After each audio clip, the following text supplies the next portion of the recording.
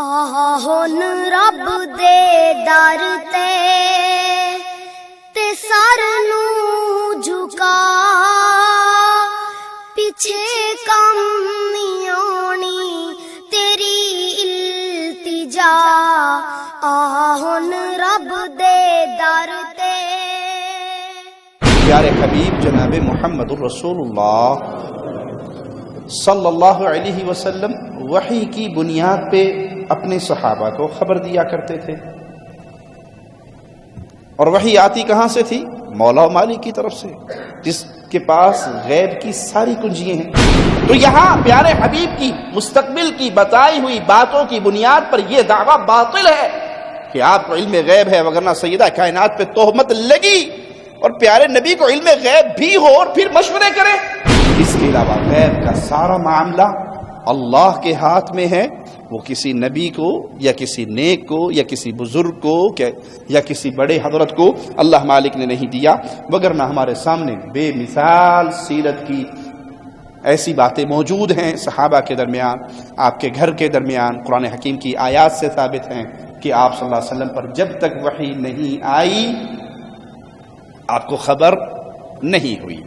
تو یہ مسیلمہ بن حبیب بھی ان گروہوں کے اندر اور اس قافلوں کے اندر شامل تھا۔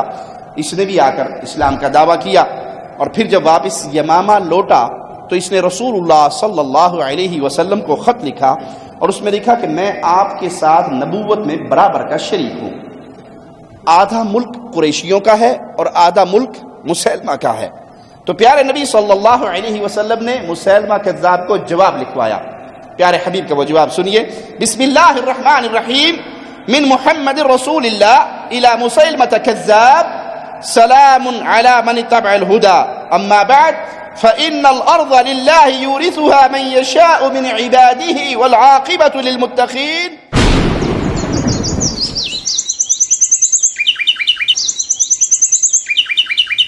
ان الحمد للہ نحمده ونستعینه ونستغفره ونعوذ باللہ من شرور انفسنا ومن سیئات اعمالنا، من يهده الله فلا مضل له ومن يضلل فلا هادي له، اشهد ان لا اله الا الله وحده لا شريك له واشهد ان محمدا عبده ورسوله، اما بعد فان خير الحديث كتاب الله وخير الهدي هدي محمد صلى الله عليه وسلم، وشر الامور محدثاتها وكل محدثة بدعة وكل بدعة ضلالة وكل ضلالة في النار۔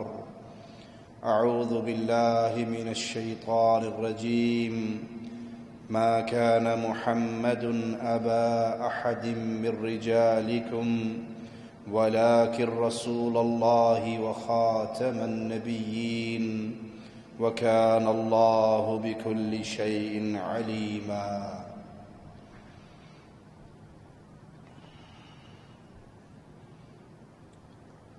مال و دولت کی ہوس، شہرت، یہ انسان سے بعض دفعہ ایسے کام بھی کروا دیتی ہیں کہ اگر انسان کی عقل سلامت ہو تو وہ کام نہیں کرتا، جس سے اس کی دنیا بھی داؤ پہ لگ جاتی ہے اور بعض دفعہ آخرت بھی داؤ پہ لگ جاتی ہے۔ اسی لیے رسول اللہ صلی اللہ علیہ وسلم کا فرمان ہے،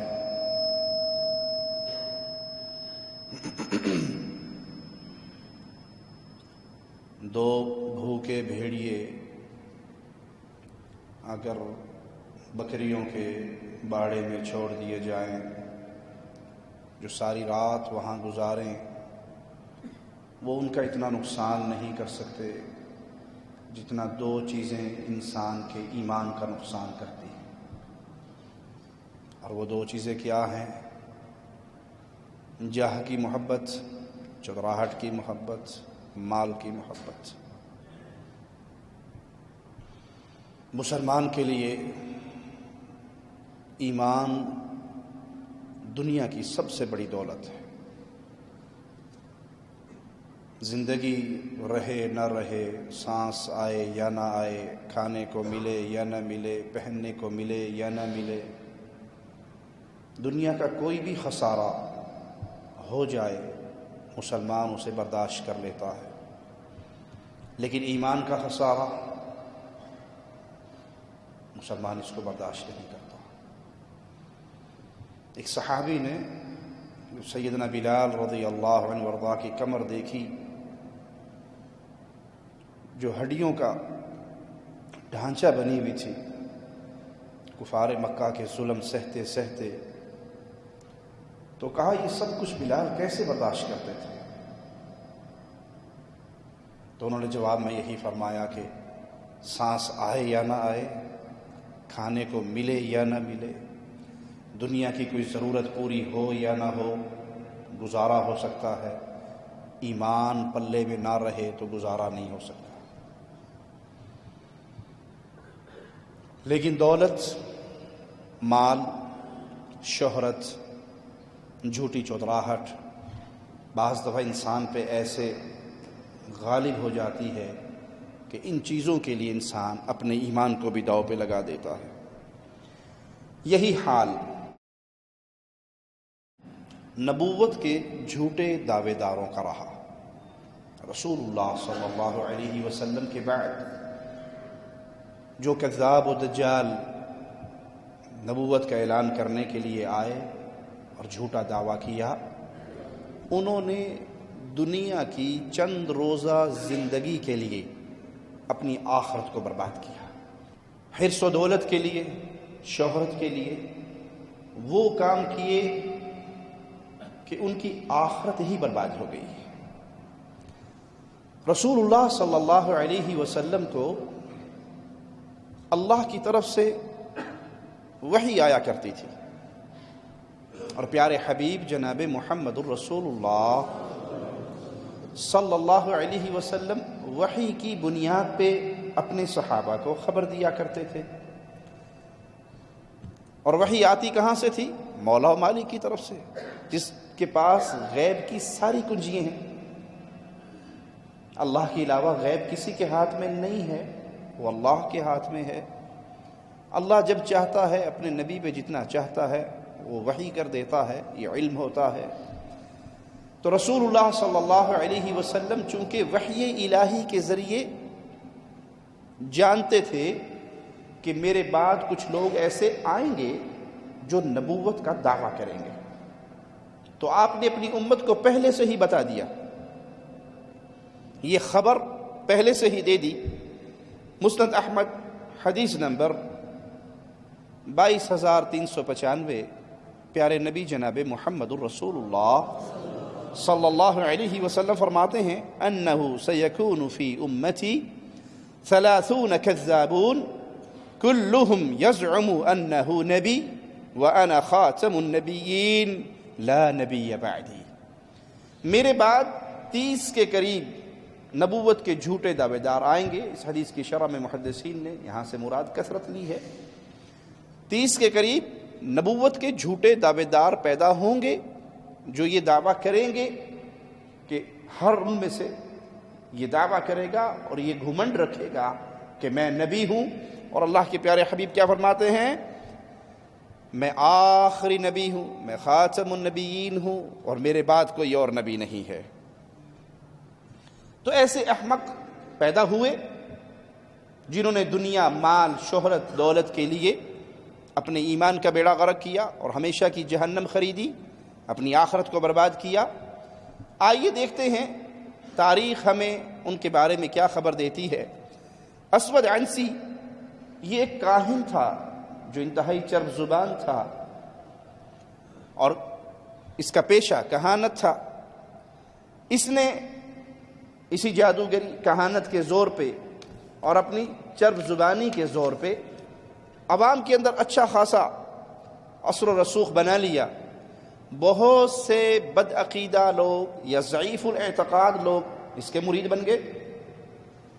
اور یہ بات تو آپ کو آج کے دور میں سمجھنا اور بھی آسان ہو گئی. روز خبریں پڑھتے ہو آپ، فلاں جعلی پیر پکڑا گیا، فلاں جعلی پیر پکڑا گیا، فلاں جعلی پیر پکڑا گیا. وہ جب پکڑے جاتے ہیں تو جعلی بن جاتے ہیں، جب تک نہیں پکڑے جاتے موج مستی کرتے ہیں، تب تک وہ باقاعدہ بابا جی ہوتے ہیں اور پیر جی ہوتے ہیں. تو اس کے لیے انہیں کچھ چاہیے نہیں. عوام جہالت کے اندر ڈوبی ہوئی ہے. ابھی کل ہی ایک بابا جی کو میں دیکھ رہا، وہ پیر ڈکار والی سرکار تھے. وہ صرف ایک بڑی ساری ڈکار مارتے تھے اور مرید اس کا جن مریض میں حاضر ہو جاتا تھا. اپنے ان کے شیاطین ہیں، اپنے ان کے جنات ہیں، کفر کر کے جنات کو قابو کرتے ہیں اور اس کے ذریعے وہ سادہ لوگوں کا مال، عزت سب کچھ لوٹتے ہیں. ایک جملے کو میں بارہا کہا کرتا ہوں، صرف دلوں میں غیرت پیدا کرنے کے لیے، چھیڑنے کے لیے نہیں، طنز کے لیے نہیں. دیکھیے ڈاکٹر آپریشن ضرور کرتا ہے، لیکن وہ آپریشن کرتے ہوئے مریض کا دشمن نہیں ہوتا، ہمدرد ہوتا ہے. مریض کا ہمدرد ہوتا ہے. اس کے لیے اس کے دل میں یہ خواہش ہوتی ہے کہ یہ مریض ٹھیک ہو جائے. آپریشن سے تکلیف ضرور ہوگی، سلائی لگانے سے، ٹانکے لگانے سے تکلیف ضرور ہوگی، لیکن وہ دشمن نہیں ہے. ہم جب یہ باتیں بیان کرتے ہیں تو نہ طنز کرنا مقصود، نہ کسی کی عزت اچھالنا مقصود، شفا مقصود ہے. کہ بھائیو یہ شرک کا وہ گند ہے جس میں انسان گرتا ہے تو سب سے پہلے غیرت مرتی ہے. مشرک کی سب سے پہلے کیا چیز مرتی ہے؟ غیرت مرتی ہے. مشرک غیرت مند نہیں ہو سکتا. اسی لیے اللہ مالک نے مشرک اور زانی دونوں کو اکٹھا بیان کیا. مشرک اور زانی شریعت میں اکٹھے بیان ہوئے. نہ مشرک کا نکاح مواحد سے اور نہ زانی کا نکاح پارسا سے. یہ مومنوں پہ حرام ہے. کیا معنی؟ ایک بندہ شرک کے اوپر ڈٹا ہوا ہے، ایک بندہ شرک کے اوپر ڈٹا ہوا ہے. وہ لڑکا ہے یا لڑکی، اس کے عقائد شرکیہ ہیں، اس کو تسلیم کرتا ہے، اس عقیدے کا داعی ہے، اس عقیدے کو مانتا ہے. اب کسی مومن مرد و عورت کے لیے جائز نہیں کہ وہ شرکیہ عقائد رکھنے والے سے نکاح کر سکے. بلکہ شیخ صالح الفوزان حافظہ اللہ، ان سے سائل سوال کرتا ہے کہ ایک شخص بدعتی ہے اور اپنی بدعت کی طرف دعوت بھی دیتا ہے، داعی ہے بدعت کا، تو کیا ایسے مرد سے مومنہ اہل سنت لڑکی یا ایسے لڑکی سے اہل سنت مرد شادی کر سکتا ہے؟ تو شیخ نے کہا کہ تم اہل سنت کو چھوڑ کے اہل بدعت کے پیچھے کیا لینے جاتے ہو؟ وہاں سے کیا خیر ملے گی تمہیں؟ وہاں تو صرف شر ہوگا. کچھ لوگ یہ دعویٰ کرتے ہیں کہ شادیاں کرو، کوئی حرج نہیں ہے، آپ اہل شرک میں کرو، اہل بدعت میں کرو، بعد میں ایسا ایسا ٹھیک کر لینا. یہ ٹھیک کرنا آپ کے ہاتھ میں نہیں ہے، یہ ہدایت تو اللہ کے ہاتھ میں ہے. آپ شرک پہ ڈٹی جمی ہوئی ایک عورت اپنے گھر پہ لے آتے ہیں اور کوشش کرتے ہیں، رب اس کو ہدایت نہیں دیتا. اب اس کی کھوک سے جو آپ کی نسل چلے گی، ان کے دین ایمان کا کیا بنے گا؟ اسی طرح اگر کوئی زنا پہ باقی رہے اور وہ یہ دعویٰ کرے کہ میں زنا کے کام کو نہیں چھوڑ سکتی، نہیں چھوڑ سکتا، تو کسی مسلمان کے لیے اس سے بھی نکاح کرنا جائز، پارسا ہونا ضروری ہے. ایک ہے انسان سے گناہ ہو گیا، وہ توبہ طائب ہو گیا، لیکن ایک ہے کہ شرک پہ ڈٹا ہوا ہے اور زنا پہ مصر ہے اور چھوڑنے کے لیے تیار نہیں ہے، تو ایسے دونوں رشتے اہل ایمان کے لیے جائز نہیں ہے. جب شرک داخل ہوتا ہے غیرت روانہ ہو جاتی ہے. مشرک کے اندر غیرت نہیں ہوتی. اس لیے ہمارا زیادہ زور توحید پہ اس لیے ہوتا ہے پیارے بھائیوں، یہ توحید غیرت مندوں کا دین ہے. شرک انسان سے یہ نعمت چھین لیتا ہے. تو جس طرح آج تو ہم قیامت کے بڑے قریب ہوتے جا رہے ہیں، کس طرح شرک اور بدعت اور یہ جھوٹے پیر اور فقیر اور بابے اور صوفی اور ملمانوں نے دکانداریاں کھولی ہوئی ہیں، بیڑا غرق کیا ہوا ہے ضعیف الاعتقاد لوگوں کا. تو اس نے بھی، اسود انسی نے بھی اپنی پیری مریدی چمکائی اور ضعیف الاعتقاد لوگوں کو اپنا گرویدہ بنایا. جب لوگ اس پہ اندھا اعتماد کرنے لگ گئے کہ شاہ صاحب جو فرمائیں گے سچ فرمائیں گے، حضرت جی جو کہہ دیں گے سچ فرما دیں گے، تو پھر اس نے نبوت کا دعویٰ کیا اور یہ کہا کہ مجھ پر خدا کی طرف سے جو وحی آتی ہے، جو فرشتہ وحی لے کر آتا ہے، وہ گدھے پر سوار ہو کے آتا ہے. اسی لیے اس کا نام ذوالحمار، گدھے والا، یہ نام اس کا رکھا گیا. اور اس نے پیشن گوئیاں شروع کر دی اور اس کی باتوں کو مان کر بہت سے لوگ اس کی نبوت پر ایمان لے آئے. اس نے اپنے مریدوں پہ مشتمل ایک لشکر تیار کیا اور یمن کے دارالحکومت صنعاء پہ حملہ کیا، اس کو اپنے قبضے میں لیا. اور یہ دور نبی کریم صلی اللہ علیہ وسلم کی رسالت کا دور. اس وقت صنعاء پہ شہر بن بادان حاکم تھے جو مقابلے میں شہید ہو گئے، اور اسود عنسی نے قبضہ کر لیا اور ان کی بیوہ کو زبردستی اپنے نکاح کے اندر لے لیا. یہ خبر جب رسول اللہ صلی اللہ علیہ وسلم تک پہنچی کہ میرے مقرر کردہ شخص کو اس مجرم نے، اس جھوٹے نبوت کے دعوے دار نے شہید کر دیا اور ان کی بیوہ کے ساتھ یہ سلوک کیا، تو پیارے نبی صلی اللہ علیہ وسلم نے سیدنا ابو موسیٰ اشعری اور سیدنا معاذ بن جبل رضی اللہ عنہما، ان دونوں کو اس ملعون نبوت کے جھوٹے دعوے دار کی سرکوبی کے لیے روانہ کیا. یہ دونوں روانہ ہوئے اور شہر کی بیوہ سے رابطہ کر کے حملے کا پلان بنایا. تو انہوں نے ایک رات اس کو خوب شراب پلائی، خالی شراب پلائی، اتنی پلائی کہ وہ اپنے نشے میں ٹن ہو گیا. اور جب وہ بے ہوش ہو گیا تو یہ دونوں صحابی سیدنا فیروز ان کے ساتھ تھے اور اس کے گھر میں داخل ہو کے اس کا کام تمام کر دیا. قتل ہوتے ہوئے اس نے جو چیخیں ماری تو اس کے مرید دوڑتے ہوئے اس کے گھر کی طرف آئے، تو وہ خاتون باہر آ کر کہنے لگی کہ تم سب واپس چلے جاؤ، یہ جو چیخوں کی آواز تمہیں آئی ہے تمہارے نبی پہ اس وقت وحی کا نزول ہو رہا ہے. تو وہ مطمئن ہو کے واپس چلے گئے اور صبح یہ خبر عام ہو گئی کہ وہ ملعون مجرم قتل کر دیا گیا. یہ خبر رسول اللہ صلی اللہ علیہ وسلم کی طرف بھیجی گئی، مدینہ منورہ روانہ کیے گئے لوگوں کو اس خبر کے ساتھ. لیکن اس سے پہلے رسول اللہ صلی اللہ علیہ وسلم اللہ کو پیارے ہو گئے. یہ دنیا، یہ جہان فانی چھوڑ کر پیارے حبیب اللہ کی جنت کی طرف روانہ ہو گئے. لیکن پیارے نبی صلی اللہ علیہ وسلم کو اللہ نے بدریائے وحی یہ خبر دے دی اور آپ علیہ الصلاۃ والسلام نے فرمایا فاز فیروز، وہ کامیاب ہو گیا جس کی یہ ڈیوٹی لگائی تھی کہ اس جھوٹے نبوت کے دعوے دار کو قتل کر دو، اس نے اپنا کام کر دیا، وہ مجرم ہلاک ہو گیا اور میرا وہ صحابی کامیاب ہو گیا. ضمناً یہاں پہ ایک بات عرض کر دوں جو اکثر لوگوں کے لیے اہل بدعت کی طرف سے ایک شبہ پیدا کرنے کے لیے استعمال کی جاتی ہے.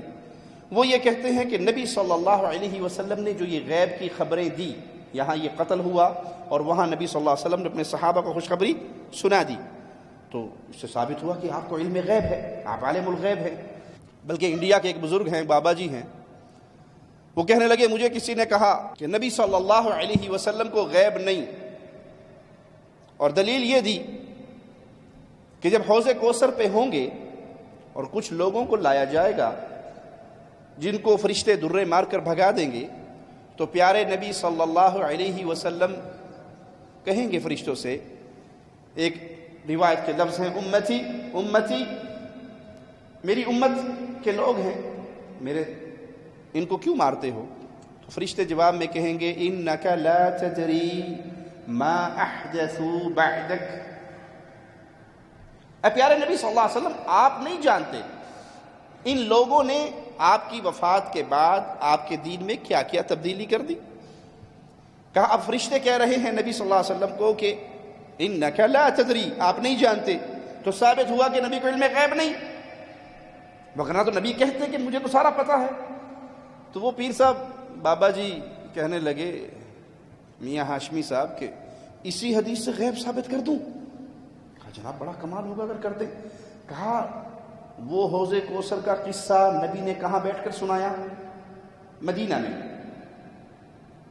واقعہ کب ہوگا؟ حوض کوثر پہ پیش آئے گا. نبی کب سنا رہے ہیں؟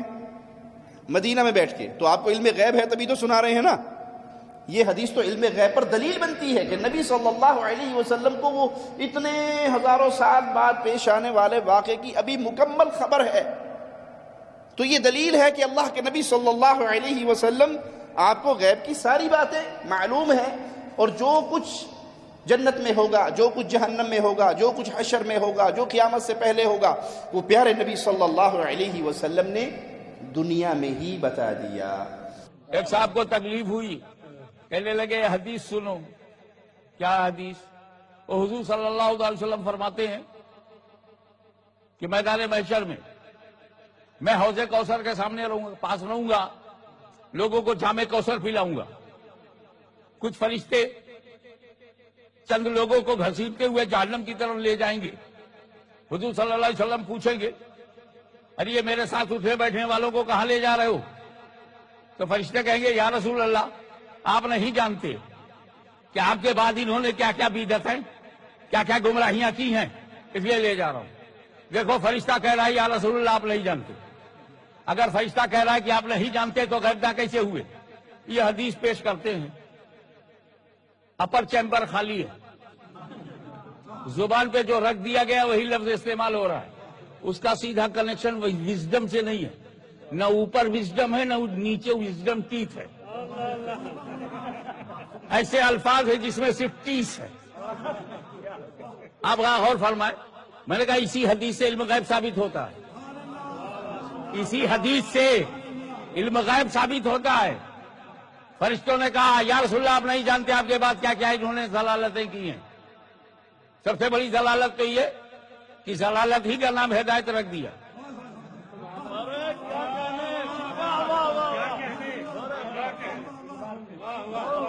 بڑی بڑی ضلالتیں کی ہیں.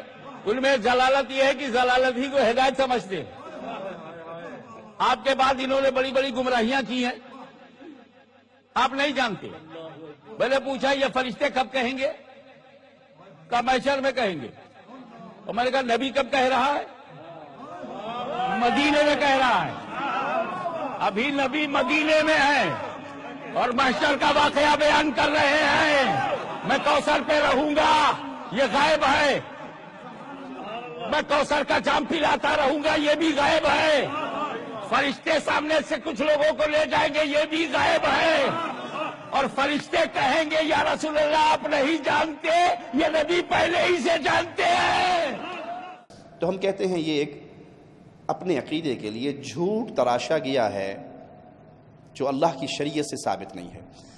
یہ بات درست ہے کہ رسول اللہ صلی اللہ علیہ وسلم نے مستقبل کی بہت ساری خبریں دی ہیں. کس بنیاد پہ دی؟ آئیے مالک کے کلام سے پوچھتے ہیں. سورۃ نجم ہے، آیت نمبر 3 اور 4 کو سنتے ہیں. مولا فرماتا ہے وَمَا يَنطِقُ عَنِ الْهَوَىٰ إِنْ هُوَ إِلَّا وَحْيٌ يُوحَىٰ. محمد صلی اللہ علیہ وسلم اپنی خواہش سے کلام نہیں کرتے. کیسے کلام کرتے ہیں؟ ان ہوا الا وحی یوحا. ان پہ وحی کی جاتی ہے، اس وحی کی بنیاد پہ اللہ کے نبی صلی اللہ علیہ وسلم اپنی امت کو خبر دیتے ہیں. تو مستقبل کی جتنی باتیں اللہ کے پیارے حبیب نے بتائی، وہ جنت کے حوالے سے، وہ جہنم کے حوالے سے، وہ قیامت کی نشانیوں کے حوالے سے، کس بنیاد پہ بتائی؟ اس بنیاد پہ نہیں کہ آپ کو غیب کی خبر تھی، اس بنیاد پہ کہ آپ کو وحی آ جاتی تھی. اور وحی علم ہے. جو وحی پیارے نبی تک آئی آپ نے اس کو چھپایا نہیں، اپنے صحابہ کو بیان کر دیا. یہ علم ہے جو امت تک آپ نے پہنچا دیا. اس بنیاد پہ کوئی یہ کہے کہ دیکھو اللہ کے نبی صلی اللہ علیہ وسلم کو علم غیب تھا، ہم کہتے ہیں یہ اپنے شبہ کو عام کرنے کے لیے ایک جھوٹ کا سہارا لیا گیا. علم غیب خاصہ ہے میرے اللہ کا، اللہ کے علاوہ کوئی نہیں جانتا. اللہ اپنے نبی کو جب چاہتا ہے، جتنا چاہتا ہے علم دے دیتا ہے. اور اگر اللہ علم نہ دے تو مشہور قصہ ہے، یہودیوں نے آ کے سوال کیے تھے اور پیارے نبی صلی اللہ علیہ وسلم نے کہا تھا کل جواب دوں گا، اور وہ کل آنے میں وقت گزرا تھا. اور جب اللہ نے جواب کا کہا تھا تو پہلے کیا کہا؟ انشاءاللہ کیوں نہیں کہا؟ تو یہ بات آپ کی بالکل باطل ہے. اللہ کے نبی صلی اللہ علیہ وسلم نے اپنے طور پہ کوئی خبر دی نہیں، وحی کی بنیاد پہ دی. قل انما انا بشر مثلکم یوحى الی، میں تمہاری طرح کا بشر ہوں، مجھ پہ وحی آتی ہے. تو پیارے نبی صلی اللہ علیہ وسلم کی بتائی ہوئی ساری باتوں کی بنیاد وحی الہی ہے، اور اگر وحی الہی نہ ہو تو سیدہ عائشہ کا ہار گما، پیارے نبی کو خبر۔ سیدہ عائشہ اپنی سواری سے اتر چکی تھی اور قافلہ روانہ ہو گیا، پیارے نبی کو خبر۔ خیبر کی یہودیہ نے گوشت میں زہر ملایا، پیارے نبی کو خبر نہیں ہوئی۔ تو یہاں پیارے حبیب کی مستقبل کی بتائی ہوئی باتوں کی بنیاد پر یہ دعویٰ باطل ہے کہ آپ کو علم غیب ہے، وگرنہ سیدہ کائنات پہ تہمت لگی، اور پیارے نبی کو علم غیب بھی ہو اور پھر مشورے کریں کہ تم بتاؤ کیا کریں، تم بتاؤ کیا کریں، اور عائشہ تم اپنے گھر چلی جا۔ نہ عقل اس کو مانتی ہے، نہ نقل اس کو مانتی ہے۔ پیارے نبی صلی اللہ علیہ وسلم کا علم وما ينطق عن الهوى ان هو الا وحی یوحى۔ صحیح بخاری حدیث نمبر 3446 سنتے ہیں پیارے نبی صلی اللہ علیہ وسلم وہاں پر کیا کہیں گے حوض کوثر پر؟ فَأَقُولُ أَصْحَابِي، میرے ساتھی، میرے ساتھ بیٹھنے والے، یہ وہ لوگ، ان سے مراد کون لوگ ہیں؟ جو مرتد ہو گئے۔ نبی صلی اللہ علیہ وسلم کی وفات کے بعد بہت سے لوگ مرتد ہوئے، بہت سے لوگ واپس آئے اور بہت سے لوگ مارے گئے۔ تو جواب کیا ملے گا؟ فَيُقَالُ إِنَّهُمْ لَمْ يَزَالُوا مُرْتَدِّينَ عَلَىٰ أَعْقَابِهِمْ مُنْذُ فَارَقْتَهُمْ، آپ صلی اللہ علیہ وسلم کی مفارقت کے بعد یہ اپنی ایڑیوں پہ پھر گئے، مرتد ہو گئے۔ کسی نے اپنی نبوت کا انکار کر دیا، کسی نے زکوٰۃ کا دینے سے انکار کر دیا۔ تو پیارے نبی صلی اللہ علیہ وسلم کا یہ اگلا جملہ نص ہے ان لوگوں کے جھوٹے دعووں پر جو یہ دعویٰ کرتے ہیں کہ اللہ کے نبی صلی اللہ علیہ وسلم کو علم غیب تھا اور آپ نے غیب کی بنیاد پہ یہ سارا کہا۔ پیارے حبیب کیا فرماتے ہیں؟ فَأَقُولُ كَمَا قَالَ الْعَبْدُ الصَّالِحُ عِیسیٰ ابن مریم، میں اس وقت کیا کہوں گا جب مجھے فرشتے یہ کہیں گے؟ میں اس وقت کیا کہوں گا؟ میں وہی کہوں گا جو اللہ کے نیک بندے عیسیٰ ابن مریم نے کہا، اور انہوں نے کیا کہا؟ وَكُنْتُ عَلَيْهِمْ شَهِيدًا مَا دُمْتُ فِيهِمْ۔ عیسیٰ علیہ السلام اپنی قوم کے بارے میں کہیں گے، اللہ جب تک میں ان میں تھا تو میں نگران تھا، میں گواہ تھا، میں ان کے حالات دیکھتا تھا، میں ان کو سمجھاتا تھا، میں ان تک تیری بات پہنچاتا تھا۔ فَلَمَّا تَوَفَّيْتَنِي كُنْتَ أَنْتَ الرَّقِيبُ، اور جب تو نے مجھے اٹھا لیا، پھر تو ان کا نگران تھا، تو ان کے حالات کو جانتا تھا، تو ان کی باتوں کو سنتا تھا۔ میں تو وہاں پہ نہیں تھا، میں تو جب تک تھا اس وقت تک کی گواہی دے سکتا ہوں، اور جب تو نے مجھے اپنے پاس بلا لیا، انت الرقیب علیہم وانت علی کل شیء شہید، تو پھر تو ہی ان کے اوپر گواہ۔ تو یہ حدیث واضح اعلان ہے کہ نبی صلی اللہ علیہ وسلم کو اتنا ہی پتہ ہوتا تھا جتنا اللہ بتا دیتا تھا، یا پیارے حبیب خود مشاہدہ کر رہے تھے۔ اس کے علاوہ غیب کا سارا معاملہ اللہ کے ہاتھ میں ہے، وہ کسی نبی کو یا کسی نیک کو یا کسی بزرگ کو یا کسی بڑے حضرت کو اللہ مالک نے نہیں دیا، وگرنہ ہمارے سامنے بے مثال سیرت کی ایسی باتیں موجود ہیں صحابہ کے درمیان، آپ کے گھر کے درمیان، قرآن حکیم کی آیات سے ثابت ہیں کہ آپ صلی اللہ علیہ وسلم پر جب تک وحی نہیں آئی آپ کو خبر نہیں ہوئی۔ تو یہ دعویٰ کرنے والے وہی شرک کا دھندا پھیلانا چاہتے ہیں کہ نبیوں کے بارے میں یا اولیاء کے بارے میں یا بزرگان دین کے بارے میں یہ عقیدہ رکھو، انہیں غیب کی خبر ہوتی ہے، یہ اللہ کا خاصہ ہے، یہ اللہ کی صفت ہے، اس میں کوئی اور شریک نہیں ہے۔ اسی طرح نبوت کے جھوٹے دعوے داروں میں ایک شخص طلیحہ اسدی، یہ بھی ایک کاہن تھا، پھر اسلام میں داخل ہوا اور آخر زمانہ حیات نبوی میں مرتد ہو کر خود اعلان نبوت کر بیٹھا۔ بعض قبائل اس کے ساتھ شامل ہو گئے۔ اس کے فتنے کو مٹانے کے لیے سیدنا ضرار رضی اللہ عنہ روانہ ہوئے۔ ابھی وہ اپنا کام پورا نہ کر سکے کہ پیارے حبیب صلی اللہ علیہ وسلم کی وفات کی خبر مشہور ہو گئی اور وہ واپس مدینہ آ گئے۔ اتنے عرصے میں طلیحہ نے خوب اچھی طرح تیاری کر لی اور نجد کے مشہور چشمہ بزاخہ پر اس نے اپنا کیمپ لگایا۔ سیدنا ابوبکر صدیق رضی اللہ عنہ وارضاہ نے جب 11 سردار منتخب کر کے روانہ کرنے چاہے تو سیدنا عدی بن حاتم مدینہ منورہ میں تھے، وہ سیدنا خالد بن ولید کے روانہ ہونے سے پہلے ہی اپنے قبیلے والوں کی طرف روانہ ہوئے اور انہیں سمجھا بجھا کر اسلام پہ قائم رکھا، اور جو ان کے قبیلے کے جو لوگ اس جھوٹے نبوت کے دعوے دار کے پاس جا چکے تھے ان کو واپس بلا لیا، اور وہ توبہ طائب ہو کر دوبارہ اسلام پہ لوٹ آئے اور سیدنا خالد بن ولید رضی اللہ عنہ وارضاہ کے لشکر میں شامل ہو گئے۔ سیدنا خالد بن ولید نے طلیحہ کے لشکر پر حملہ کیا، جس کی سپہ سالاری اس کا بھائی کر رہا تھا، اور وہ خود ایک چادر اوڑھ کے کونے میں بیٹھا تھا، اپنے طور پہ یہ دعویٰ کر رہا تھا کہ میں وحی کا انتظار کروں، تم لڑو اور مجھے وحی کے ذریعے جو خبریں مل رہی ہیں وہ میں تمہیں پہنچاؤں گا۔ اور جب معرکہ گرم ہوا اور مرتدین کے قدم اکھڑے، پریشانی کے آثار نمایاں ہوئے، تو اس کا ایک سردار عیینہ اس کے پاس آتا ہے اور آ کر پوچھتا ہے کہ وحی آئی؟ اس نے کہا نبی زور تو لگا رہا ہوں، ابھی آئی نہیں۔ وہ پھر لڑنے چلے گئے۔ تھوڑی دیر بعد گھبراہٹ اور بڑھی، مسلمانوں کے قدم اور جمے، تو پھر واپس آ کر کہتا ہے وحی آئی؟ کہا ابھی تک نہیں آئی۔ تیسری بار جب واپس آیا اور آ کر کہنے لگا کوئی مسلمان تو غالب ہو رہے ہیں، ہماری تو لاشوں پہ لاشیں گر رہی ہیں، آپ کی وحی کا سلسلہ کیا بنا؟ آپ کے پاس وحی آئی؟ کہا ہاں ابھی جبرائیل آئے تھے اور وہ کہہ کر گئے تھے تیرے ساتھ وہی ہوگا جو تیری قسمت میں لکھا ہے، یہ وحی میرے پاس آئی ہے۔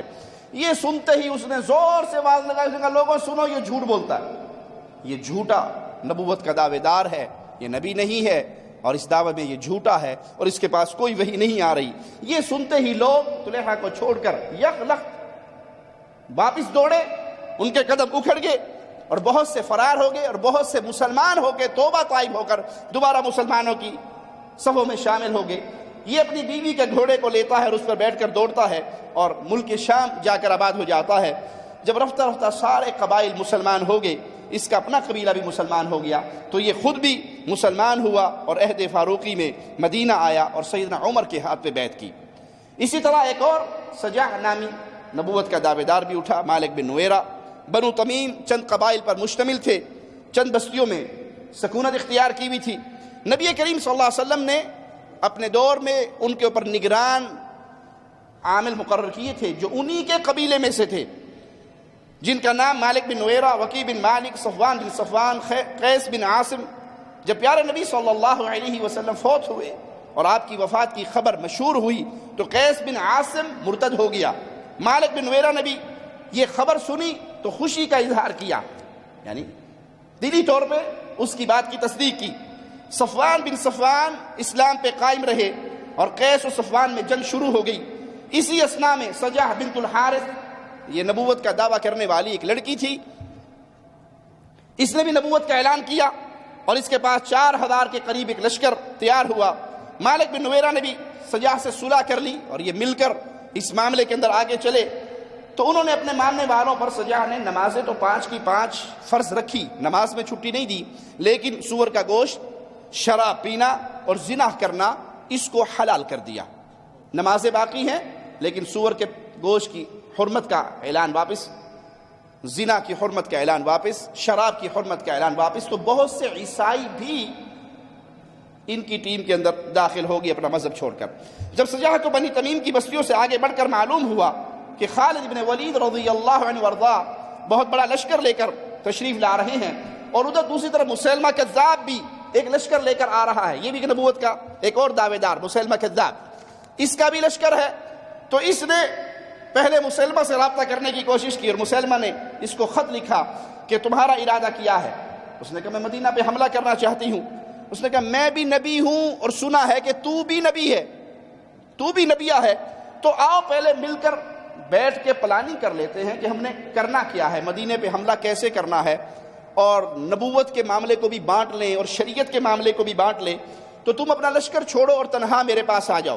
تو یہ فوراً اس کے پاس گئی اور دونوں نے نبوت کا معاملہ ایسے طے کیا کہ آپ اس میں شادی کر لی، خامد بھی نبی ہو گیا تھے، بڈھی بھی نبی ہو گئی، دونوں نے آپ اس میں شادی کر لی۔ جب شادی کر کے یہ واپس آئی تو اس کے لشکر والوں نے کہا تو اکیلی گئی، دوسرا تو شادی کر کے آئی، تیرا مہر کیا ہے؟ اس نے کہا وہ تو یاد ہی نہیں رہا، ابھی تو صرف پلاننگ کرنی تھی اور شادی کر لی۔ کہا بغیر مہر کے کیا شادی، واپس جاؤ اور مسیلمہ سے پوچھو اس نے تیرا مہر کیا دیا ہے؟ اس نے کہا مہر میں نے تیری امت کی 2 نمازیں فجر اور عشاء معاف کر دی۔ اب تمہیں یہ 2 نمازیں پڑھنے کی اجازت نہیں، ضرورت نہیں۔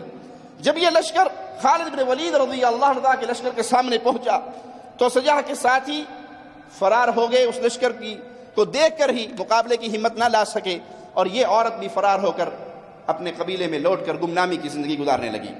مسیلمہ کذاب یہ وہ مجرم ہے، جب مکہ فتح ہوا اور وفود پیارے نبی صلی اللہ علیہ وسلم کے پاس حاضر ہوئے اور انہوں نے اسلام قبول کیا، تو یہ مسیلمہ بن حبیب بھی ان گروہوں کے اندر اور اس قافلوں کے اندر شامل تھا۔ اس نے بھی آ کر اسلام کا دعویٰ کیا، اور پھر جب واپس یمامہ لوٹا تو اس نے رسول اللہ صلی اللہ علیہ وسلم کو خط لکھا، اور اس میں لکھا کہ میں آپ کے ساتھ نبوت میں برابر کا شریک ہوں۔ آدھا ملک قریشیوں کا ہے اور آدھا ملک مسیلمہ کا ہے۔ تو پیارے نبی صلی اللہ علیہ وسلم نے مسیلمہ کذاب کو جواب لکھوایا۔ پیارے حبیب کا وہ جواب سنیے، بسم اللہ الرحمن الرحیم، من محمد رسول اللہ الى مسیلمة کذاب، سلام علی من اتبع الہدى، اما بعد فإن الأرض لله يورثها من يشاء من عباده والعاقبة للمتقین۔ یہ خط محمد الرسول اللہ صلی اللہ علیہ وسلم کی طرف سے مسیلمہ کذاب کو بھیجا جا رہا ہے۔ سلامتی ہے ہدایت ماننے والوں کے لیے، جو شرک پہ کفر پہ باقی رہے ان کے لیے سلامتی نہیں ہے۔ سلامتی ہے اس کے لیے جو توحید کو، ایمان کو تسلیم کر لے، ہدایت پہ آ جائے۔ زمین کا مالک اللہ ہے، اپنے بندوں میں سے جسے چاہتا ہے وارث بنا دیتا ہے، اور آخرت میں اچھا انجام صرف اہل ایمان کا ہونے والا ہے۔ اچھا انجام یہ صرف اہل ایمان کا، اہل توحید کا، متقین کا ہوگا۔ وفات نبوی کے بعد مسیلمہ کذاب کا فوری تدارک نہ ہو سکا اس فتنے کا، کیونکہ ابو بکر صدیق رضی اللہ عنہ بہت سارے کاموں کے اندر آپ اور آپ کا لشکر، آپ کے ساتھی وہ مشغول ہو گئے، اور اس کا معاملہ کچھ لیٹ ہوا۔ تو سیدنا صدیق اکبر نے سیدنا خالد بن ولید کو مہاجرین و انصار کا ایک لشکر دے کر مسیلمہ کذاب کی طرف روانہ کیا۔ مسیلمہ کے پاس 40,000 جنگجو جمع تھے۔ سیدنا خالد بن ولید نے لشکر کی تعداد، ان کے ساتھ جو مجاہدین تھے وہ 13,000 تھی۔ سیدنا خالد جب یمامہ شہر کے قریب پہنچے تو مسیلمہ کذاب شہر سے نکلا، اور شہر کے دروازے کے ساتھ اس کا ایک باغ تھا جو ایک بہت بڑے قلعے کی طرح تھا، جس کی دیواریں بڑی مضبوط اور اونچی تھی۔ یہ اس باغ میں داخل ہو گیا، اور اس باغ کا نام اس نے حدیقۃ الرحمن رکھا ہوا تھا۔ اس میں خیمہ زن ہوتا ہے۔ مسیلمہ کے 40,000 فوجیوں نے 13,000 مسلمانوں پر حملہ کیا۔ یہ حملہ نہایت شدید تھا، مگر مسلمان اللہ کی توفیق سے ثابت قدم رہے۔ مسلمانوں کی قوت ہمیشہ ایمان کی بنیاد پہ ہوتی ہے، نہ مال کی بنیاد پہ، نہ تعداد کی بنیاد پہ، نہ اسلحے کی بنیاد پہ۔ مسلمان جب بھی لڑتا ہے وہ ایمان اور عقیدے اور رب کی محبت کی بنیاد پہ لڑتا ہے، ساز و سامان کی بنیاد پہ نہیں لڑتا۔ تو مسلمان ثابت قدم رہے، اور مرتدین پہ ایسے ٹوٹے کہ ان کے قدم اکھڑنے لگے۔ مسلمانوں کے علم بردار جن کے ہاتھ میں جہاد کا علم تھا، ثابت بن قیس رضی اللہ عنہ شہید ہوئے، تو سیدنا زید بن ثابت نے آگے بڑھ کر اس علم کو اپنے ہاتھ میں لے لیا۔ مسلمان ایسی جرت سے لڑے کہ باغ کا دروازہ بھی توڑ دیا اور اس میں داخل ہو گئے، اور بہت ساری جگہوں سے دیوار کو بھی توڑ دیا، اور مسلمان اس باغ میں داخل ہوئے اور مرتدین کی لاشوں پہ لاشیں گرانے لگے۔ مسیلمہ کذاب کو آ کر اس کا ایک ساتھی کہتا ہے کہ تیرے رب نے تجھ سے فتح کا وعدہ کیا تھا، یہ مسلمان تو ہمیں کھا گئے، ہماری تو نسل مٹا دی، وہ وعدہ پورا کیوں نہیں ہو رہا، کب ہوگا؟ کہا یہ موقع ایسی باتوں کا نہیں ہے، اب یہ نہ پوچھو کہ مجھ سے جو وعدہ ہوا تھا وہ کب پورا ہوگا، اپنے آپ کو بچانے کے لیے اور اپنے بچوں کو بچانے کے لیے لڑو، یہ ایسی باتوں کا وقت نہیں ہے۔ مسیلمہ کذاب خود گھوڑے پہ سوار ہوا اور اپنے ساتھیوں کو جوش دلانے کے لیے ان کے درمیان گھومتا ہوا ان کو لڑائی کے لیے ابھارنے لگا۔ وحشی جو مسلمان ہو گئے تھے، جنہوں نے شہید کیا تھا سیدنا امیر حمزہ سید الشہداء کو رضی اللہ عنہ وارضا، وہ اس باغ کے دروازے کے قریب، اور وہ ماہر تھے نیزہ پھینکنے کے اندر، ان کو یہ کذاب، یہ دجال نظر آیا اور ان کی رینج میں آیا، تو انہوں نے اپنے مخصوص انداز میں اس کا نیزہ مارا، جو اس کی 2 زرہیں پہنی ہوئی ان کو بھی چیرتا ہوا اس کے پیٹ سے پار ہو گیا۔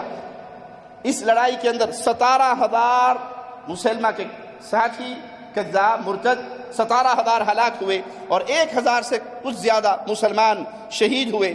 360 انصار اور تقریباً 360 کے قریب ہی تابعین بھی اس لڑائی میں شہید ہوئے. نبوت کے جھوٹے دعوے داروں میں ایک نام مختار ثقفی، یہ بہت بڑا دجال انسان. جب سیدنا علی کوفے میں تھے تو سیدنا علی کی ایک کرسی تھی جس پر سیدنا علی تشریف رکھا کرتے تھے اور احکام، حکم، آرڈر جاری کیا کرتے تھے. سیدنا علی کا ایک بھانجا بھی کوفے میں تھا، ان کے پاس یہ کرسی محفوظ تھی. تو یہ ان کو بلاتا ہے، ڈراتا دھمکاتا ہے کہ وہ سیدنا علی والی کرسی مجھے دے دو. انہوں نے کہا اچھا ٹھیک ہے، مجھے 1 ہفتے کا ٹائم دو، میں کرسی کا بندوبست کرتا ہوں. کہا 1 ہفتہ بہت زیادہ ہے، مجھے 3 دن کے اندر اندر وہ کرسی چاہیے. تو انہوں نے بجائے وہ کرسی سیدنا علی والی دینے کے ایک لکڑہارے کے پاس گئے جو یہی کام کرتا تھا، اور اس سے اسی طرح کی ایک کرسی تیار کروا کے اسے غلافوں میں اچھی طرح خوبصورت پیکنگ لپیٹ شپیٹ کے ان کے سامنے لا کے رکھ دی کہ یہ کرسی مولا علی کی کرسی ہے. تو یہ آگے اٹھا، آگے بڑھا اور اس نے اس کرسی کو چوما، اپنی آنکھوں سے لگایا اور اس کو سامنے رکھ کے 2 رکعت نماز ادا کی. اور پھر اس کے مرید وہ بھی اٹھے اور کرسی کو چوما، اور وہ کرسی کوفے کی مسجد میں ایک تابوت بنا کر جسے چاندی کا ایک تالا لگا کے محفوظ کر دیا گیا. ہر نماز کے بعد مریدین مختار ثقفی کے اٹھتے اور اس تابوت کو، اس کرسی کو چومتے. یہ چوما چاٹی کا دین آج کا نہیں ہے، بڑا پرانا چلا آ رہا ہے. آج بھی چومی جاتی ہے کرسیاں نہیں. بوہرے ہمارے ہاں ایک فرقہ ہے گمراہ فرقوں میں سے، تو پیر صاحب ابھی تشریف نہیں لائے، صرف پیر صاحب کی کرسی لا کے رکھی گئی. پیر صاحب ابھی لیٹ تھے تو وہ مریدوں کا حال بے حال ہوا کوئی کرسی چوم رہا ہے، کوئی ادھر سے چوم رہا ہے، کوئی ادھر سے چوم رہا ہے. وہ انتظامیہ روک رہی ہے، بھی پیر دے بیٹھنے والے پہلے تسی نہ کرسی توڑ دیا جائے، اور وہ کرسی کو چوم رہے ہیں. یہ عبادت غیر اللہ کی آج کا دین نہیں ہے، اہل شرک کا ہر دور کا دین رہا ہے. کوئی کرسیاں چومتا ہے، کوئی قبروں کو چومتا ہے، کوئی گھوڑوں کے قدموں کو چومتا ہے. انا للہ و انا الیہ راجعون. تو مختار نے کہا کہ جیسے بنی اسرائیل کے لیے تابوت سکینہ باعث نصرت اور باعث برکت بن کے آیا تھا، تمہارے لیے مولا علی کی یہ کرسی نشانی کے طور پہ آئی ہے. اب ہمیں ہر جگہ پہ فتح نصیب ہوگی. تو اس کرسی کی طرف مریدوں نے سجدے بھی کیے، اس کرسی کو چومنا بھی شروع ہوا. سیدنا ابن عمر رضی اللہ عنہما کو کہا گیا کہ مختار ثقفی نے دعویٰ کیا ہے کہ مجھ پہ وحی آتی ہے. یہاں سے اس نے اپنے مرید قابو کر لیے. یہ جتنے جھوٹے نبوت کے دعوے دار ہوں یا مہدی ہونے کے دعوے دار ہوں یا مسیح موعود ہونے کے دعوے دار ہوں، یہ ڈائریکٹ کبھی بھی اس کرسی پہ بیٹھنے کی غلطی نہیں کرتے. یہ سٹیپ بائی سٹیپ چلتے ہیں. پہلے پیر صاحب بنیں گے، پھر مجدد بنیں گے، پھر امام صاحب بنیں گے. جوں مریدوں کا حلقہ بڑا ہوتا جائے گا تو شیطان اس غبارے کے اندر ہوا بھرتا جائے گا. شروع سے لے کے آخر تک، آج تک، قیامت تک سلسلہ یوں ہی چلتا رہتا ہے. تو اس نے جب دیکھا کہ میرے مرید خوب مرید بن گئے تو اس نے بھی نبوت کا اعلان کیا اور یہ دعویٰ کر دیا کہ میرے اوپر بھی وحی آتی ہے. اس کے پاس ایک شخص آیا اور اس کے پاس ایک سجادہ تھا. کہنے لگا کہ اگر بھائی جبرائیل علیہ السلام آ کے اس پہ نہ بیٹھتے ہوتے تو میں تجھے اس پہ بٹھا دیتا. جبرائیل جب وحی لے کے آتے ہیں تو اس سجادے پر بیٹھتے ہیں، لہذا میں تجھے نہیں بیٹھنے دوں گا. تو ابن عمر رضی اللہ عنہما سے سوال ہوا کہ یہ دعویٰ کرتا ہے کہ میرے پاس وحی آتی ہے. تو سیدنا ابن عمر رضی اللہ عنہما نے قرآن حکیم کی ایک آیت تلاوت فرمائی، وَإِنَّ الشَّيَاطِينَ لَيُوحُونَ إِلَىٰ أَوْلِيَائِهِمْ. یہ تو کوئی بڑی بات نہیں ہے، اس دعویٰ بالکل ٹھیک کرتا ہے، کیونکہ شیاطین اپنے اولیاء کی طرف القاء کرتے ہیں. جنات شیاطین اپنے بڑوں کی طرف، اپنے اولیاء کی طرف، اپنے دوستوں کی طرف القاء کرتے ہیں. بعض تو وہ ہوتے ہیں جو ٹوپی ڈرامے باز ہیں، جن کے پاس کچھ نہیں ہے، نہ کوئی جن ہے، نہ ون ہے، کچھ بھی نہیں ہے، نہ موکل ہے، نہ غیر موکل ہے. وہ ہے جاہل آدمی، اسے کلمہ پڑھنا نہیں آتا. انہوں نے پھر انسان کی شکل میں جن چھوڑے ہوئے ہوتے ہیں. پبلک بیٹھی ہوئی ہے، پیر صاحب اندر بڑے مصروف ہیں، تو اس کے اپنے کارندے ہی ان مریدوں میں بیٹھے ہوتے ہیں. اچھا جی سویرے کی کھادا سی؟ آلو نال روٹی کھا دی سی. دوپہر کی کھادا سی پنڈی کھادی سی کپڑے کیڑے رنگ تیری بیوی دے لال رنگ دے وہ ساری معلومات باہر لوگ ہی اس سے لے کے اس کے پیر کے پاس جانے سے پہلے پیر کو بتا دیتے ہیں جو ہی یہ مرید اندر آتا اچھا آلو کھا کے آیا نا بڑی پہنچی کی سرکار ہے بھائی ساری بات بتا دی اس نے تیری بیوی نے آج فلانا کا سوٹ پہنا ہو نا اور کچھ کے پاس باقاعدہ شیاطین ہوتے ہیں اس میں کوئی شک نہیں موکل ہوتے ہیں شیاطین ہوتے ہیں جن شیاطین کو کفریہ شرکیہ وظیفے چلے کر کے قابو کیا جاتا ہے شیاطین کو قابو کرنا ایمان بیچ کے ہوتا ہے یہ یاد رکھنا جو آپ کے سامنے یہ دعویٰ کرے میرے پاس موکل ہیں میرے پاس خاص لوگ ہیں میرے پاس دوسری مخلوق ہے فضائی مخلوق ہے ہوائی مخلوق ہے تو وہ ہوائی مخلوق اس کی خادم نہیں ہے جس نے یہ دعویٰ کیا کہ میں نے جنات کو قابو کیا ہوا ہے وہ پہلے ایمان کے دائرے سے باہر نکلے گا تو جن قابو ہوگا کفر کرے گا تو جن قابو ہوگا کفر کرے گا تو جن قابو ہوگا وہ غیر اللہ کے لیے ذبح کرے گا وہ شرک کرے گا وہ مردوں کی آپ نے دیکھا ہوگا چلے کرنے والے اکثر قبرستان میں بچوں کی لاشوں پہ بیٹھ کے رات کو چلے کرتے ہیں ان کی لاش کی بے حرمتی کرتے ہیں 2 بجے جا کر رات کو قبرستان میں جنات کے لیے گوشت پھینک کر آتے ہیں تو یہ مختلف دھندے ہیں تو جو یہ دعویٰ کرتا ہے میرے پاس جنات ہیں تو سمجھ لو اس کے پاس ایمان جو یہ دعویٰ کرتا ہے میں نے جنات قابو کیے ہیں ایک ہے کہ عالم ہے کوئی اور اس کے پاس جن پڑھنے کے لیے آتے ہیں اس طرح کا ماجرا بھی ہوتا ہے طلباء کے طور پہ جن آ کر پڑھتے ہیں یا کسی سے محبت کرتے ہیں لیکن جو یہ دعویٰ کرتا ہے میں نے جنات کو قابو کیا میرے پاس موکل ہے میں جو چاہتا ہوں ان سے کام لے لیتا ہوں تو وہ ان کی کیفیت کیا ہوتی ہے کہ وہ شرک اور کفر کرنے کے بعد اس طرح کے کام کرتے ہیں اور وہ جو ہی انسان آتا ہے جو چیز مجھے پتا ہے وہ میرے قرین کو پتا ہے میرے ساتھ جو ایک شیطان ایک جن لگا ہوا ہے جو مجھے پتا ہے وہ میرے قرین کو پتا ہے اور میرا قرین میرا جن وہ پیر کے جن کو جا کے بتا دیتا ہے کہ اس کی جیب میں 10,000 ریال ہے وہ کہتا ہاں تیری جیب میں 10,000 ریال ہے نا بڑے پہنچے میں بھی شاہ جی کو تو سارا علم غیب واقعی 10 ہے اچھا اگر آپ نے اس کو موقع پر فیل کرنا ہو نا اس جادوگر کو موقع پہ فیل کرنا ہو تو آپ کیا کریں وہ 10,000 ریال نکالیں اور بغیر گنتی کیے 2 حصوں میں بانٹ لیں اور 2 اپنی جیبوں میں ڈال لیں آپ کو نہ پتا ہو اس جیب میں کتنے ہیں اور اس جیب میں کتنے ہیں یہ آپ کو بھی آپ نے گنتی نہ کی ہو اب جو چیز آپ کو پتا نہیں وہ آپ کے قرین کو بھی پتا نہیں ہوگی جو آپ کے قرین کو نہیں پتا وہ قرین آگے اس کے جن کو بھی خبر پیر جی لو اب بتاؤ میری اس جیب میں کتنے ہیں اس جیب میں کتنے ہیں وہ پیر مر جائے گا خبر نہیں دے سکے گا تو یہ سب جناتی شیاطینی چکر ہے ابن عمر فرماتے ہیں کہ قرآن حکیم میں مولا فرماتا ہے شیاطین اپنے اولیاء کی طرف القاء کرتے ہیں مختار سقفی نبوت کا جھوٹا دعوے دار بالآخر یہ بھی قتل ہو کر جہنم واصل ہوا اسی طرح حارث نام کے ایک شخص نے نبوت کا دعویٰ کیا عبد الملک بن مروان کے زمانے میں اس نے دعویٰ کیا کہ میں نبی ہوں اور اس نبوت کے دعوے دار جتنے بھی تھے سب کا انجام ایک ہی تھا ہر دور کے سلف علماء نے فتویٰ دے کے اس کو مرتد قرار دے کے واجب القتل قرار دیا اور اپنے منطقی انجام تک پہنچے ایک شخص نے دعویٰ کیا کہ میں نوح علیہ السلام ہوں میں نوح علیہ السلام ہوں نوح علیہ السلام آئے تھے اور وہ 950 سال زندہ رہ کر گئے تھے اصل میں ان کی عمر زیادہ تھی لیکن وہ 950 سال کے بعد فوت ہو گئے تھے تو ان کی باقی زندگی جو باقی تھی 50 سال 1000 سال میں سے 50 باقی رہ گئے تھے وہ 50 پورا کرنے کے لیے مجھے بھیجا گیا ہے تو اس دور کے سلف علماء نے بھی اس مجرم کو مرتد قرار دیا اور اس کو جہنم واصل کیا تو یہ ایک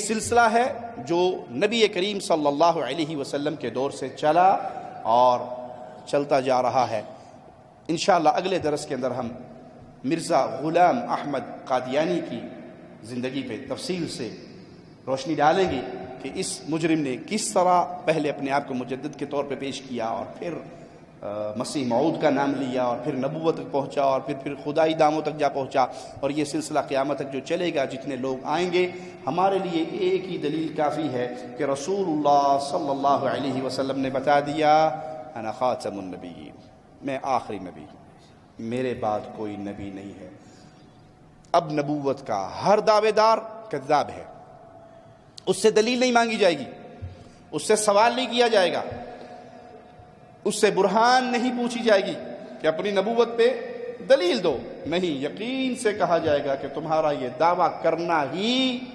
تمہارے کفر کی نشانی ہے، کیونکہ ہمیں رسول اللہ صلی اللہ علیہ وسلم نے اپنی زندگی میں، حیات مبارکہ میں یہ خبر دے دی تھی کہ میرے بعد جتنے دعوے دار آئیں گے وہ سب کے سب کون ہوں گے؟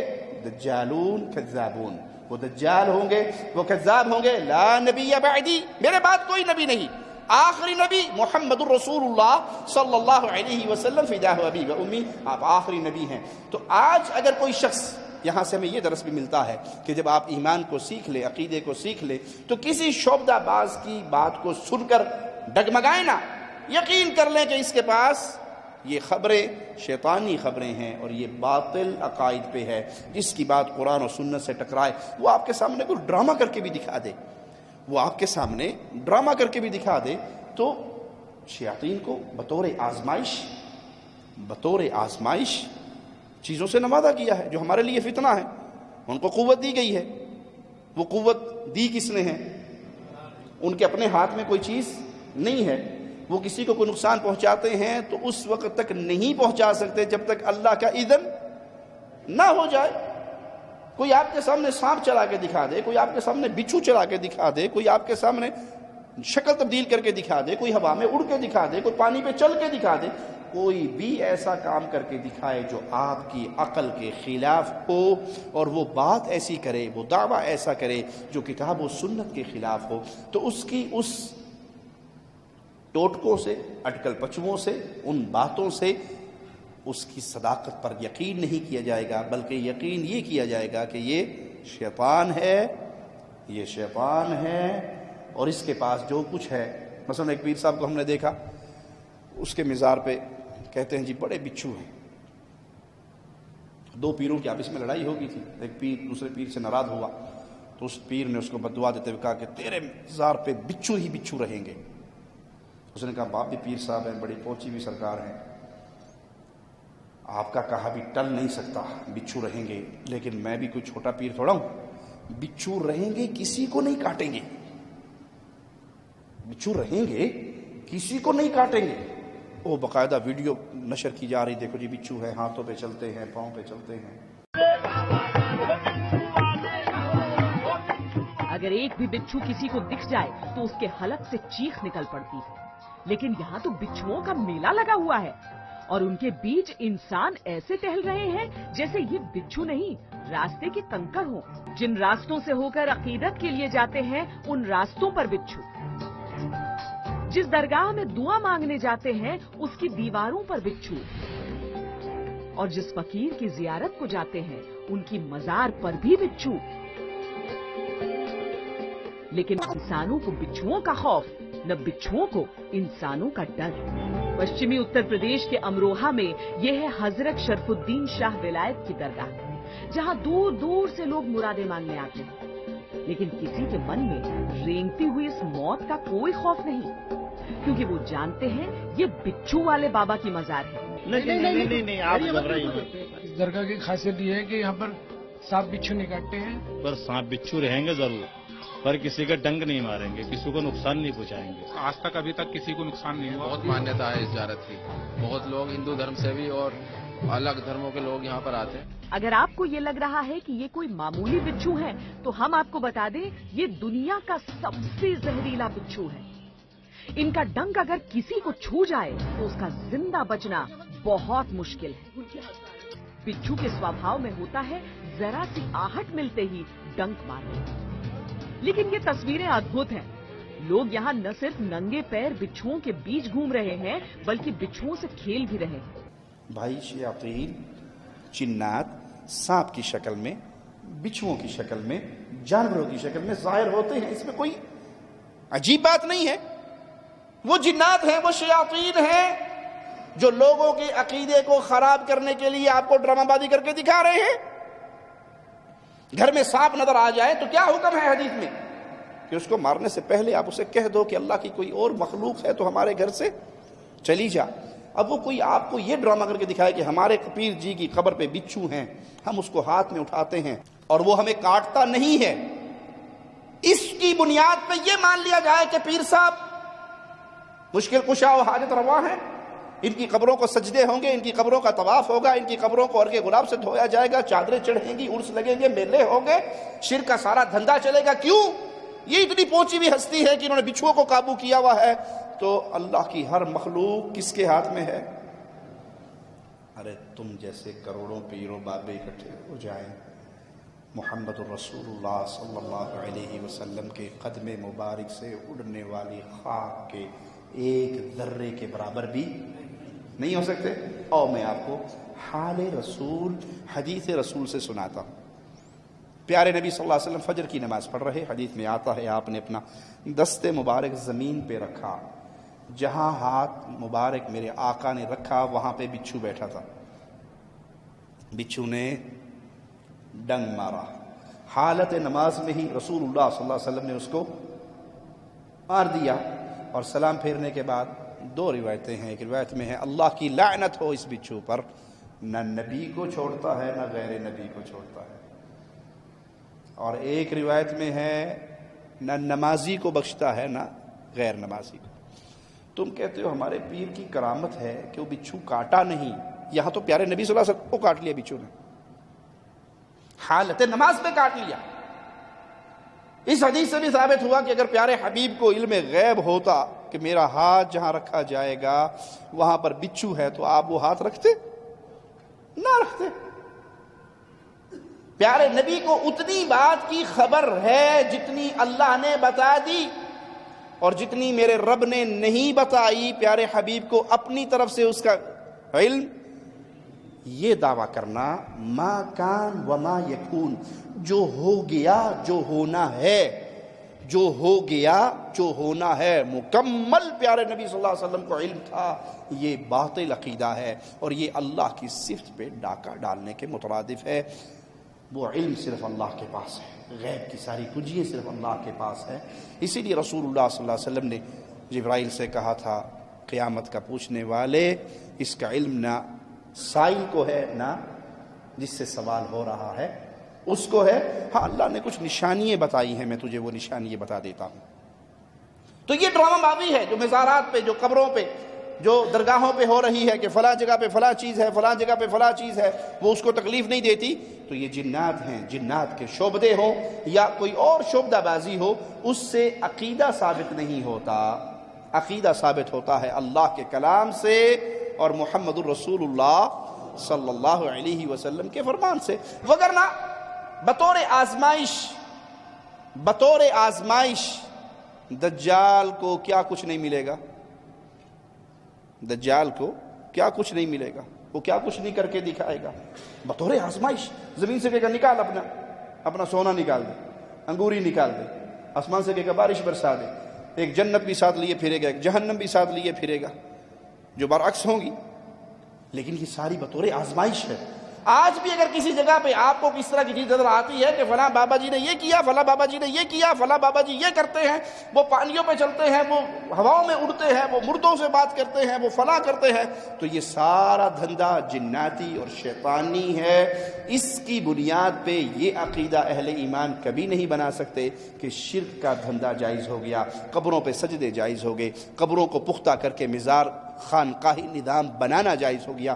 یہ شرک کا کاروبار ہے، ہم اس کو تسلیم نہیں کرتے. کوئی اس طرح کی بات پیش کرے گا ہم اس کو لا کے پیش کریں گے جناب محمد الرسول اللہ صلی اللہ علیہ وسلم کی مبارک شریعت پہ. شریعت سے دلیل ملے گی تو تسلیم کریں گے.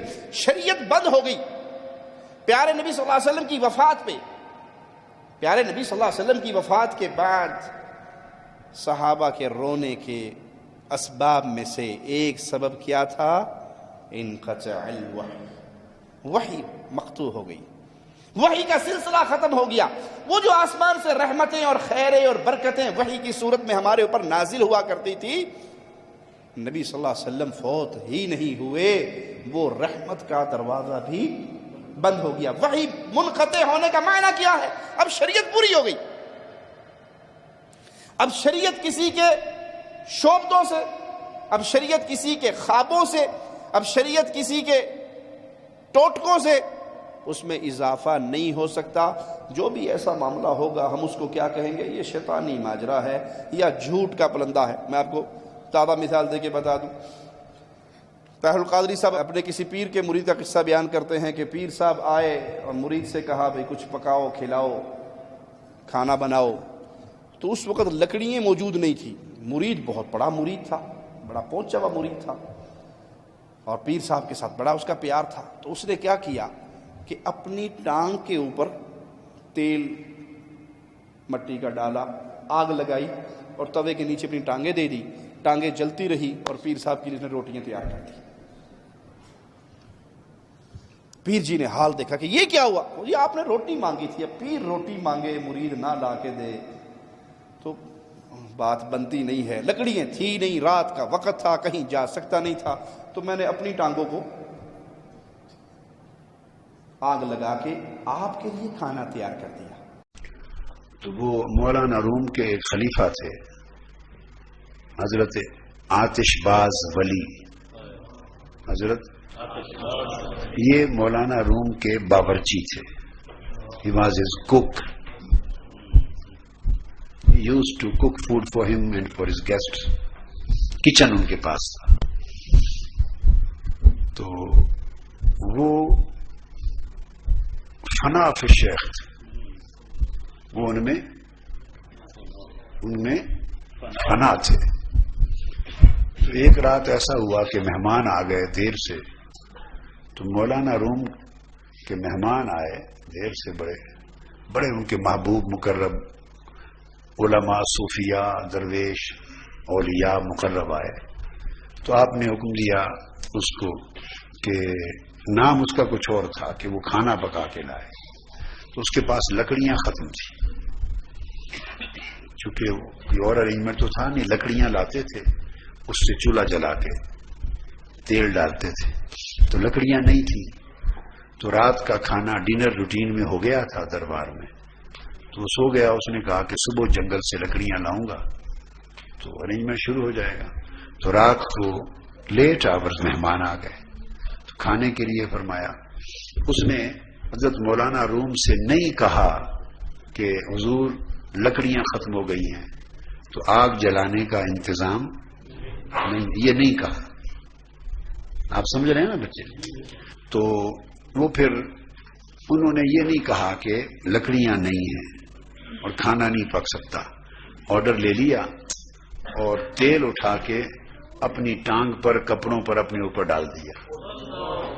اپنی ٹانگوں پر اور کپڑوں پر ڈال کر آگ لگا دی اور ٹانگوں پر.